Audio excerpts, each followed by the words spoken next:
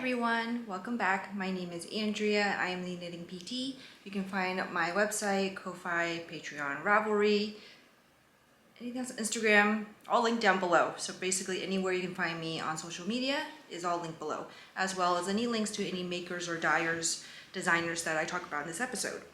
I want to apologize in advance because there might be some sound issues. My husband is outside.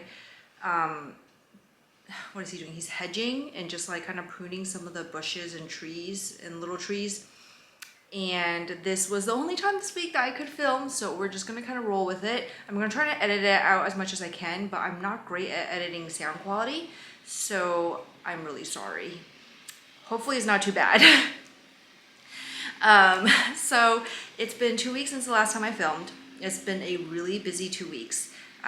In the past 2 weeks, I launched my massage balls and drawstring bags. I started a new part-time job, and it's just kind of been a whirlwind. It's been a really busy and full 2 weeks.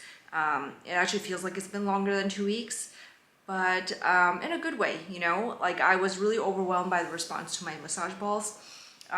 I got so many more orders than I thought I would. Like, I honestly thought if I could get 10 orders, I would be so happy about it. And I didn't. I got way more than that, which thank goodness, because I had over 300 massage balls sitting in my office and I don't need to have them all here. So yeah, so there are still some available if you want to check them out on my website. They come with pre-recorded video tutorials that I have made specifically for the balls. And I started a new part-time job in home care, which means that I go to people's homes and help them do physical therapy and get stronger in their home. And the population I work with for this is the geriatric population, so they're mostly the elderly who are homebound or really just cannot leave their houses safely. So I've been doing that now for 2 weeks also, and it's been really fun. It's been really rewarding. I've really enjoyed my time with my elderly patients and just talking to them.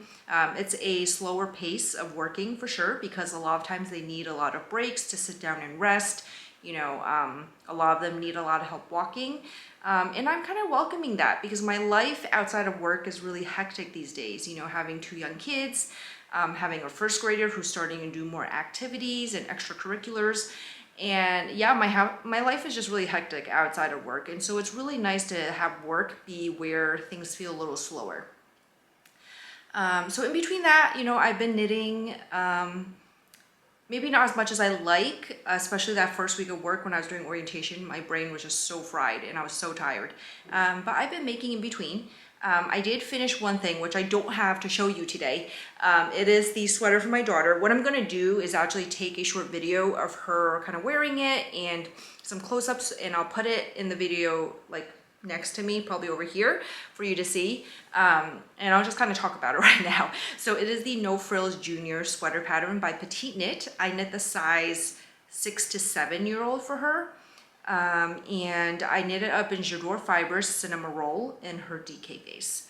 And this colorway just knit up like a dream. I didn't alternate skeins at all. There was absolutely like really no pulling at all. Everything, you can see the variegation in the yarn, the pinks and the blues just kind of really melded together beautifully. Like the way Shannon dyed the yarn was just absolutely amazing. And I'm so happy with it. I like the pattern a lot. Like Petite Knit doesn't always have the most inclusive sizes for her patterns. This one was for children, so I used it, but I probably won't be knitting in her other patterns if they're not really size inclusive. So just putting that out there. But my daughter really likes it. She really likes the fit of it. My daughter is kind of picky about the clothes she wears. She prefers to wear vests for layering, and I think part of it is that she has a thing about sleeves being too long. She doesn't like to have sleeves too long. Like she's always folding up the cuffs of her shirts. And so when I made her the sweater, I was a little worried that maybe she wouldn't like it that much, but she, you know, tried it on right away. It was fully dry yesterday, and she tried it on and she went to school wearing it today. I think it was just the way the pattern was written, it was perfect for her. It is a raglan, top-down raglan. I think the raglan fit she really likes. The sleeves aren't too tight. She's kind of like me, she doesn't like tight sleeves either. And you know, the sleeves are a little long. I purposely made them long so she can wear for longer, but she can cuff them back and she's fine with that. She's already requested I make her another one, but in a different color. And so we'll be doing that. We'll be picking out yarn for that probably this weekend. So yeah, so I'm really glad she likes it. It's been really cold lately here in the tri-state area. Like we've had lows in the 20s and during the day it's like in the 40s, but it's been really windy, so it feels really cold. And our house is, you know, it's not like the oldest. I think it was built maybe 25 years ago or 30 years ago. But the insulation is not always great in parts of the house. Like my office has the least amount of insulation, I think. And I think there's probably a leak somewhere too, because sometimes I find large bugs in here, which like how else would they get in? Because if I don't have the heat on in my office, it is like 50 degrees in the morning easily, and it will stay that cold until like 2 or 3 o'clock in the afternoon. And alternatively, the room where the kids kind of play and have all their books also has a lot of windows, and it is also really cold. So they've been layering up a lot at home just to keep themselves warm, and so I'm happy she has a hand-knit sweater that will keep her nice and warm. She wore it last night before bed, and she told me, I'm all nice and warm, and I don't need another like jacket or vest. So that's great. Yeah, so that is the no frill sweater. I've otherwise been working away on my whips. First one I've been working a lot on is the Building Drops sweater test knit for Aimee Sher. It is a bottom up drop shoulder design, and I'm really liking it. So here is what I've got. I don't remember where I was last time I showed it to you. I don't remember. But I am almost done with the first sleeve. I'm working on the ribbing, as you can see. And I've got one more sleeve to go. And then this, there's an option to add pockets, which I'm gonna do, but I'm gonna modify it a little bit. The pattern is written for like 2 pockets that would go like this here. And they're like the kind where you could put your hand in this way, so they open up on top. I don't know the terms for these. I'm gonna modify to make it a pocket that's kind of like a sweatshirt pocket, where it's like a pouch where you could put your hands in from the sides. So that'll be fun to figure out. I'm finally feeling confident enough to kind of modify and do things like that. And this is of course all with Amy's blessing and with her okay. I did modify the sleeves so that I only did like 3 decreases, and then I'm knitting straight from there, just because Aimee and I discussed this, and we've figured out probably that my forearms are thicker than the normal forearm, like than the size chart that she works off of, like a universal, standard measurement chart she works off of. And my forearms are probably thicker than normal. Part of that is probably because of all the work I do as a physical therapist with my hands, especially when I worked in outpatient therapy. I did a lot of manual work, so a lot of like using my hands and my fingers and my wrists. Excuse me. I had a cold for like 2 weeks, so I'm like still getting over it a little bit. So I'm sorry for sniffling. If I need to, I'll step out and blow my nose or whatever. Because when I knit the sleeve as written, and it was just like, it wasn't too tight, but like it was too tight for my liking. Like it was like a 0 to 1 inch of positive ease sleeve. And as you all know, I don't like tight sleeves. And so Aimee said I could modify the sleeve to the way I want. And she said, your forearms are probably thicker than the standard one, which I think is probably true. Most of my patients, when I start working on them, they're always surprised by how strong my hands are. Yeah, it just comes with the territory of being a physical therapist, I guess. So the yarn I'm using for this is Camellia Fiber Company. And this is the colorway Blackberry, and this is on the worsted base. I love how it's working up. I've also not been alternating skeins. Yeah, but I really love it. I think I should have this one done by the next time I film. I'm really excited about that because I really want to wear it. It's been really, really cold, and I can tell this one will be so cozy and so warm to wear. I just can't wait. Speaking of wearing, I forgot to mention what I'm wearing. So what I'm wearing is the Cozy Classic Raglan. This is a pattern by Jessie May. I finished this last spring, but by the time I finished it, it was too warm to wear. So I think I might have shown it on the podcast, but I definitely have not worn it on the podcast. So I modified this pattern a little bit too. The Cozy Classic Raglan is written for DK weight, and this is worsted weight. So this is an Explorer Knits Carlsbad worsted, and I color blocked it. Stand up so you can see all 4 colors. This is, we're calling it like the friendship sweater. because Allie of Explore Knits and then Jackie of Woolen Oaks were kind of doing the same thing. And then I realized that I had the exact same colors, and they very graciously invited me to join their friendship club, or like their friendship sweater club. So I joined. So the colors I used are, this is Nightfall, Linen, Daybreak, and To the Stars Who Listen. Yeah, and I just did the same thing on the sleeves, but I ended with Nightfall again because I love that blue. The only thing I do with sleeves is I did knit more rows on the sleeve repeats for each color section than I did for the body. Usually if you do the same amount of repeats, it'll look shorter on the sleeve just because of the way the sleeves sit on a body. But I knit them longer, not to really like make them line up, but more so because I knew that if I didn't, I would have like, my sleeves would be too short. So yeah, but I'm really happy with how it turned out. Yeah. And in terms of, because I use worsted, what I did was I knit the same size. I think I knit size 2. I knit size 2 of the Cozy Classic Raglan using a DK weight from the Red Pansy as per my Monet collection in early 2021. And that fit is a little too, it's not as much positive ease as I prefer now. And so I knew with the next time I made the pattern, I wanted to go up a size. Now, because I was using worsted weight, I used worsted weight, so I went up a needle size, I believe. And because of that, I knew the gauge would be a little off and it would be like larger. So I just knit the same size 2, followed all directions as is, and it came out a lot wider. I didn't measure it, probably should have, but yeah, but long story short, it fits great. Yeah, so that's where I'm wearing. Sorry. All right, so that is what I'm working on with that. Put it back in its bag. The next whip I've been working on is the vest for my mom. This is the Daisy vest, yes. I don't know why, I thought maybe it was called Lazy Daisy, but I was like, I don't think it is. So this is a Daisy vest. It is a pattern by Irene Lynn, and I am using Camellia Fiber Company again in the sport weight base this time. So this is what I've got. So I've gotten a little bit, like I probably knit like almost twice the amount that I had last time. I'm at the point now where I'm starting to increase for the armholes. So this is the back of the vest, like this. So the colors I'm using, the white is Moonflower, the pink is Camellia, and the purple is Thistle. I'll give you a close-up look of that texture. It's really pretty, it's really gorgeous. It's just like, it's a more time-consuming stitch pattern. Yeah. But I'm making progress. Yeah.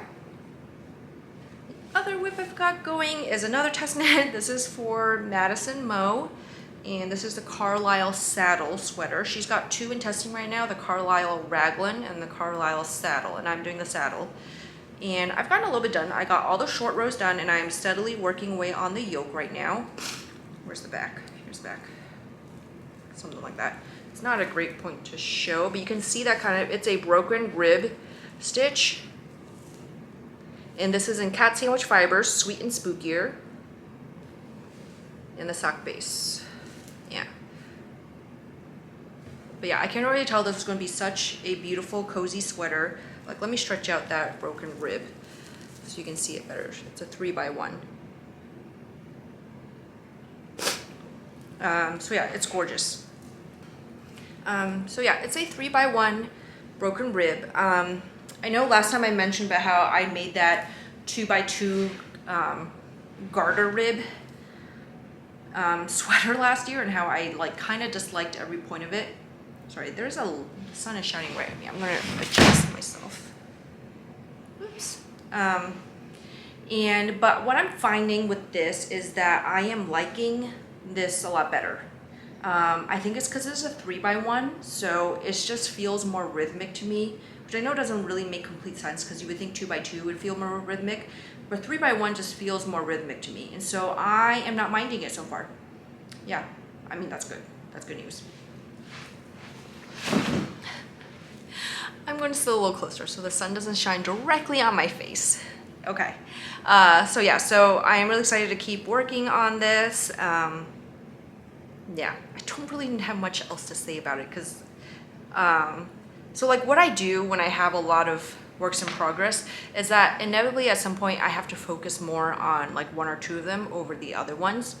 And that is mainly so that I can feel like I'm making more progress. And also sometimes it's deadlines. Like I knew I wanted to get my daughter's sweater done sooner. So the building blocks drop is a test knit.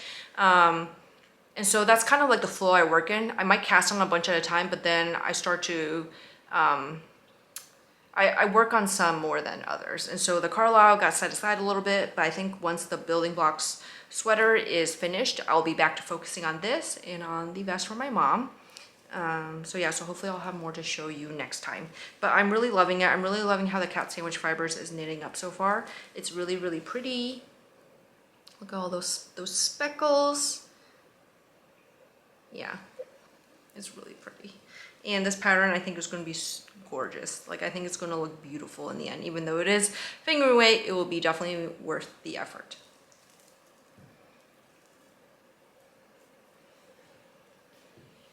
All right, so that's it in terms of whips. I do have the Miles shirt jacket that I've been working on, but there isn't really much to show about that. Nothing interesting to see, so I just won't show it this time. What I did want to show though is maybe some of the plans I have for what I'm casting on soon.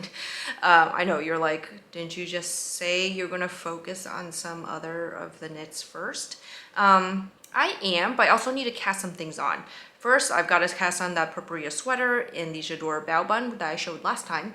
No, I did not cast it on yet, even though I said that time that I would be casting on like probably that day. I just didn't. I don't know what it is. Casting on actually does take more effort for me. Like it's exciting, but I do need to be in like a certain mindset to cast on. I have to be in this mindset where I'm ready to focus and count, and I don't know. And I think it was just, 2 weeks ago, a lot of things were happening. The ball launch, starting a new job, and I was just not in a frame of mind to focus on casting on a new project.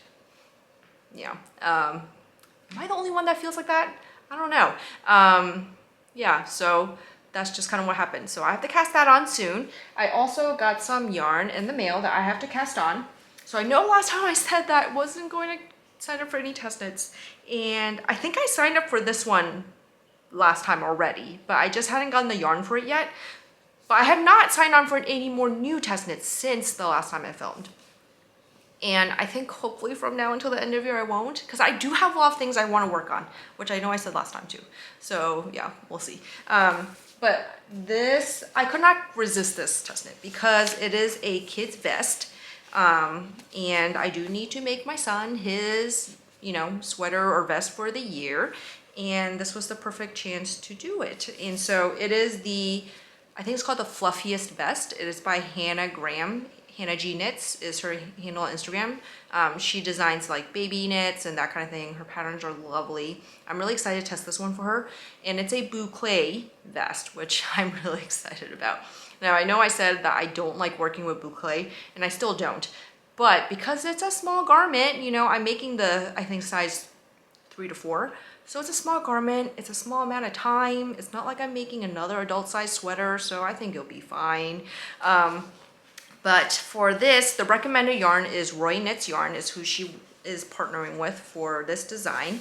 And I've never tried Sharon's yarn before. I've been wanting to. And I don't have any boucle in my stash, so I thought this was a great opportunity.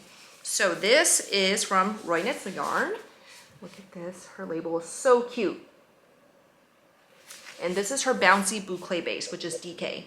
And it's 100% superwash merino, 240 yards. And this is a colorway boba. This beautiful chocolatey brown. Yeah. So the vest is boucle, and then there's like a detailing. I don't know if it's I-cord. I can't remember. But there's an edge detailing that goes around the whole vest, and you do that in like a regular DK yarn. And I got a coordinating skein of boba from Sharon. This is on her Highland DK base, which is 100% Peruvian Highland wool, so it's non-superwash, and it's 245 yards. So it is like the texture of it is a little bit more rustic to me, or like not rustic, just like slightly rougher than superwash merino, which is to be expected, I think Peruvian Highland wool just does have a rougher hand feel than merino does. And you know, this is not something I think I would make, well, I don't know. I'm kind of using this as a test. I want to see how it blocks out and how it feels after it's been washed and blocked. But since this is the edging on the vest, you know, if it's rough, it won't bother my kids because the vest, you know, they're always layering it, so it's not going to be next to skin. In any case, it's a good chance to try it. Yeah, so these are it. Should hold it up the right way. So yeah, I'll be casting this on very soon. I say. No, I will, because this test is also due in January, so I have to. What else? So other things I'm gonna have cast on, some other plans I have is for Vogue Knit Live in February. I've mentioned maybe a time ago that I'll be teaching a lecture there. I'm really excited. The lectures are actually already sold out, which is mind-blowing to me. I'm like, who are these 100 people who signed up to take a lecture from me? Like, I don't know who they are. Like, who could they be? But if you're one of them, thank you. And I am so excited to see you there and to meet you. But Denise Barron, I think that's how you say her last name, Denise Barron, Barron Handmade, she will be there too. And I've been long wanting to make one of her patterns, the Wave of Change jacket. And it is in bulky yarn. And so I had gotten this from Woolberry in the Garden Walk collection to make for it. And this is the colorway Stash. It's this beautiful burnt nutmeggy orange.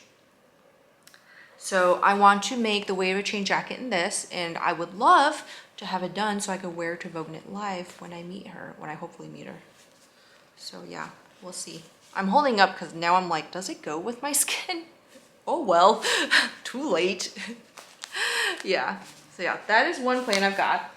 The other plan I've got is I also have plans to make a sheep camp sweater by Native Knits. Native Knits? Is that her handle? Native Fibers? I think it's Native Knits. I've tested for her before. And I want to make it in this yarn from J'adore Fibers. So this is Stormy, and this is Mint Condition. And this is on her Luminous DK base, which is 70% merino, 30% silk. 230 yards.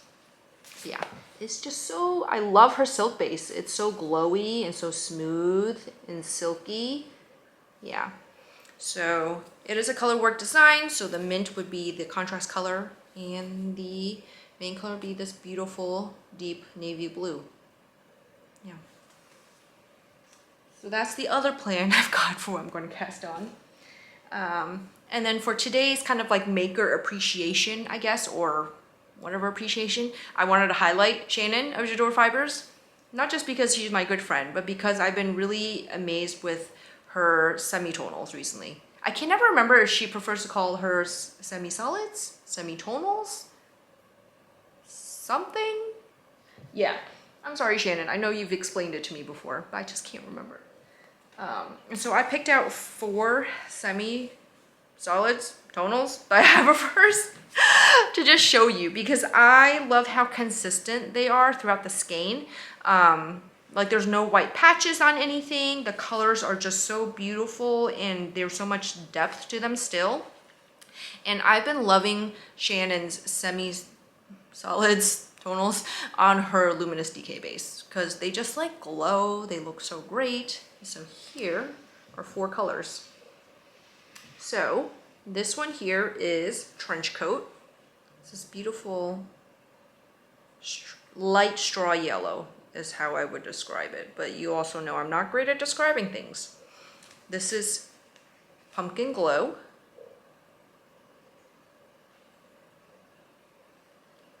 This is Komorebi, which is like a lighter yellow with a tint of green, I think, undertone of green to it.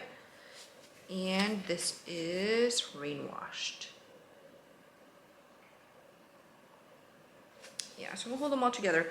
I feel like right now the light is getting a little blown out because the sun has kind of disappeared and what have you. I'll try to fix all the color issues in my editing so it'll hopefully be accurate. But I apologize if they're not. If you want to see more accurate photos of everything, the best way to see them is on her Instagram grid.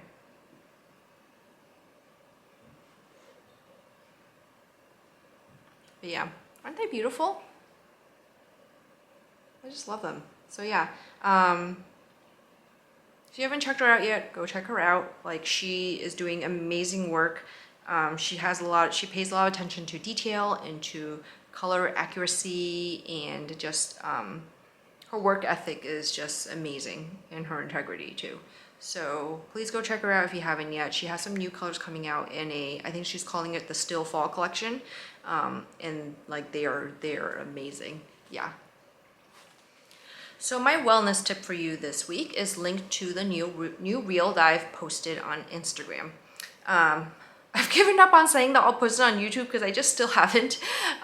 So honestly, like, I'll link to it on Instagram below. Like, I'll put the link to it so that you can just like click on it and go there too. But the reel I posted this week is 5 moves for sore hips. And my tip for you is more about the behind the scenes about why you would get sore hips. So it might seem a little counterintuitive because we think about having soreness because of movement, because of activity, because of exercise. But we can have soreness too from inactivity and from like lack of movement. And part of that is because our joints were built for movement. You know, we were built to move and to be fluid and to have the ability to stretch and to run and jump and all that stuff. Like, if you think about it, how we started out as hunter-gatherers, like, you know, our days were full of just movement, squatting, picking, bending over, running, that kind of thing. And somehow now, like thousands of years later, we sit still at our desks all day. And so our bodies don't love that because they were built to move. And so when we sit all day or we stand all day in the same position, it can lead to soreness because our muscles are not being utilized the way they need to be. Our joints are staying still in one spot instead of moving throughout the range of motion that they have. And you know, movement is medicine. And we say that for a reason. We say that because research has found that movement is what helps our bodies decrease pain the best. And part of that is things like, you know, synovial fluid within the joints that coats the surfaces of your bones to decrease pain, all that kind of stuff. And so, you know, I have all these resources for what to do if you have soreness in your back and your neck and your hips. But I thought it'd be good to come on here and just say, like, why? Like, why do you have that soreness? And there can be a lot of reasons. You know, there can be actual injury, there can be, you know, arthritis or other things like that. But a lot of times, especially if you are a generally healthy, if you are a generally very healthy person who hasn't injured themselves recently, the chances of why you have soreness in your hips or your low back or your neck is probably because you've been staying still too much. And the best way to address that is to just move more often. You know, get up every 30 minutes, get up every hour, and you know, you don't have to take a lap around. You know, you don't have to be like doing jumping jacks. You can just get up and go get a drink of water and sit back down. It's as simple as that. But just introducing a little bit of that movement very often throughout your day will help your joints and your body feel better and stay happier and stay healthier too.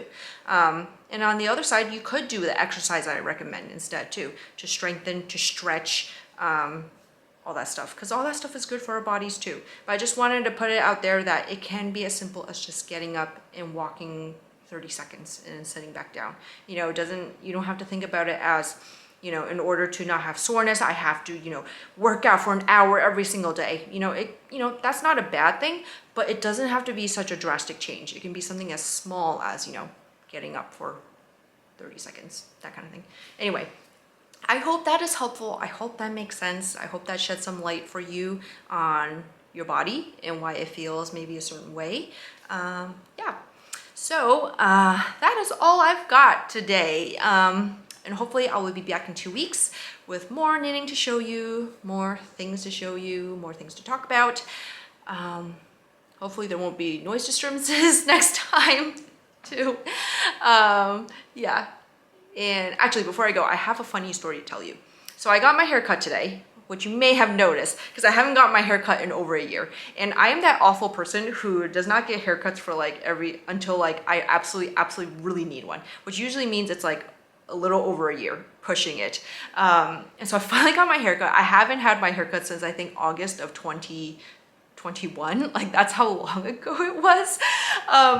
So I got my haircut, and I usually try to go to Asian hairstylists and hair cutters because, like, just Asian hair can be very different from like Caucasian hair or, you know, African American hair, that kind of thing. You know, everyone's hair type is just a little different depending on your ethnicity, right? And my hair is very fine. It doesn't have a lot of body. It's kind of limp. And so I've just always gone to Asian hairstylists. This was the first time I did not, mainly because I really couldn't find one close by to me, and I'm short on time these days, you know. Didn't want to drive like more than 10 minutes to a hair cutter.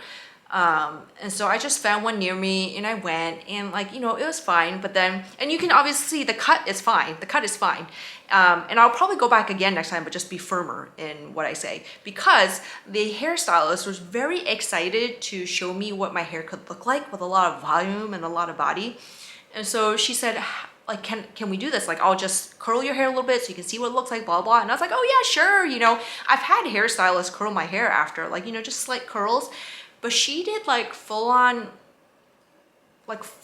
barrel curls, and she had them like all the way up here. Like the end result was I look like Farrah Fawcett from like the 80s or 90s. I look like I stepped out of a catalog in the 80s. My hair was huge. It was like curled all the way up here. Like I looked like in 80s like suburban mom. Like, whoo, like if that is your vibe, perfectly fine. It's just not my vibe, you know. It's just not who I am. And it was a lot. I had to actually wash my hair because I had to go to my daughter's school right after, like pretty soon after, for a parent event thing, and I just like could not bring myself to show up looking like that. I was like, people are going to have a really wrong impression of me if I keep my hair like this. So I washed the curls out and re-dried it so that my hair was straight again. So yeah, that's my funny story. Maybe one day I'll pop the picture I took of what my hair looked like afterwards online. We'll see. Probably not. It was pretty bad. Like, it was bad. It was bad. Like, I came home, my husband started laughing at me like the minute I walked in the door. Yeah. So yeah, so that's my funny story for you for today. Not that I usually include one, but I just thought it was just a little too funny to share. Not a little too funny not to share. Oh my goodness. Anyway, so I will see you guys next time. I hope you're having a good fall or end to fall, or summer, wherever you are, spring if you're in the southern hemisphere. And I'll see you guys next time. Happy knitting.